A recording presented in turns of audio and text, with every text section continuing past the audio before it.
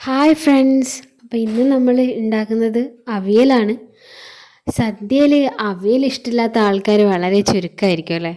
അപ്പോൾ എന്നാൽ പിന്നെ ഇന്നൊരു സിമ്പിൾ അവിയലിൻ്റെ റെസിപ്പി കണ്ടാലോ.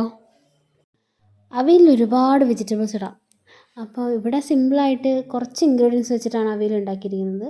അപ്പോൾ ഇതിലുണ്ടായിരിക്കുന്നത് എന്താണെന്ന് വെച്ചിട്ടുണ്ടെങ്കിൽ ക്യാരറ്റ്, പച്ചക്കായ, ഒരു കുഞ്ഞഷ്ണം ചേന, കുറച്ച് ബീൻസ്, പച്ചപ്പയർ, മുരിങ്ങക്കായ, ഒരു ചെറിയ കഷ്ണം വെള്ളരിക്ക, പച്ചമുളക്, കോവയ്ക്ക എന്നിങ്ങനെയാണ് ഇപ്പോൾ എടുത്തിട്ടുള്ളത്. നമ്മൾ കുക്ക് ചെയ്യുമ്പോൾ അത് നല്ല മൺചട്ടിയിൽ അടുപ്പത്ത് വെച്ച് കുക്ക് ചെയ്യുന്നതിൻ്റെ സ്വാദ് വേറെ തന്നെയാണ്.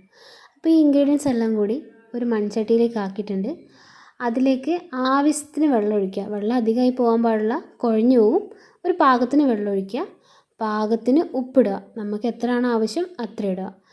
മഞ്ഞൾപ്പൊടി ഇടുക. ഈ ചട്ടിയിലേക്ക് കുറച്ച് വെളിച്ചെണ്ണ ഒഴിച്ചു കൊടുക്കുക. അടിക്ക് പിടിക്കാതിരിക്കാൻ വേണ്ടിയിട്ടാണ് വെളിച്ചെണ്ണ ഒഴിച്ചു കൊടുക്കുന്നത്. കാരണം കുറച്ച് വെള്ളമേ നമ്മളിവിടെ വെച്ചിട്ടുള്ളൂ. അത് നല്ല അടുപ്പത്ത് വെച്ച് വെന്ത് ആവി വരുന്നുണ്ട്. നന്നായിട്ട് വേവിക്കണം. എല്ലാ കഷ്ണങ്ങളും ഉടഞ്ഞു പോവാതെ, അധികം അടിക്ക് തട്ടി ഇളക്കാതെ, അടിക്ക് പിടിക്കാതെ വേവിക്കുക. അവിയലിൻ്റെ അരപ്പാണിത്. അരപ്പ് എന്ന് വെച്ചാൽ ഒതുക്കിയെടുക്കേ പാടുള്ളൂ കേട്ടോ. ആവശ്യത്തിന് തേങ്ങ, കുറച്ച് അധികം തേങ്ങ വേണം. വെളുത്തുള്ളി ഇട്ട് മഞ്ഞൾപ്പൊടി ഇട്ട് ഒതുക്കിയതാണത്. പിന്നെ ഒരര പാത്രം, ഒരു അര ബൗള് തൈര് പുളിക്കനുസരിച്ച് അതൊഴിച്ചു കൊടുക്കുക.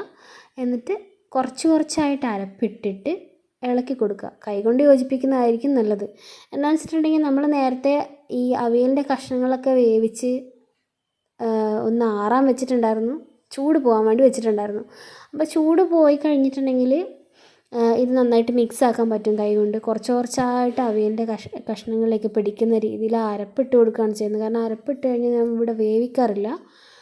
നന്നായിട്ട് അവിയലിൻ്റെ കഷ്ണങ്ങൾക്ക് പിടിക്കുന്ന രീതിയിൽ തേങ്ങ ഇട്ട് കൊടുക്കുക. സാധാരണ അവിയലിൽ നല്ല പച്ചവെളിച്ചെണ്ണ ഒഴിച്ച് കൊടുക്കാറാണ്. ഇവിടെ ഞങ്ങൾക്ക് എല്ലാവർക്കും കടുക് വറുത്തിട്ട് അവിയൽ ഇഷ്ടമാണ്. അതുകൊണ്ട് കടുക് വറുത്ത് കൊടുക്കുന്നുണ്ട്. അപ്പോൾ നന്നായിട്ട് കടുക് വറുത്തിട്ട് യോജിപ്പിച്ച് കൊടുക്കുക. അപ്പോൾ ഇതിന് മുന്നേ കറിവേപ്പിലൊക്കെ ഇട്ടിട്ടുണ്ടായിരുന്നു വേവിക്കുമ്പോൾ തന്നെ. അപ്പോൾ നന്നായിട്ട് കടുക് വറുത്ത് യോജിപ്പിച്ച് കൊടുക്കുക. കുഴയാതെ നോക്കണം. കുഴഞ്ഞു കഴിഞ്ഞിട്ടുണ്ടെങ്കിൽ അതിൻ്റെ ഒരു ടെക്സ്ചറൊക്കെ ഒന്ന് മാറി വേറെ തന്നെയാവും. ഇപ്പം ഈ നീണ്ടു വന്ന കൈകൾ ശരത്തേട്ടൻ്റെയാണ് കേട്ടോ.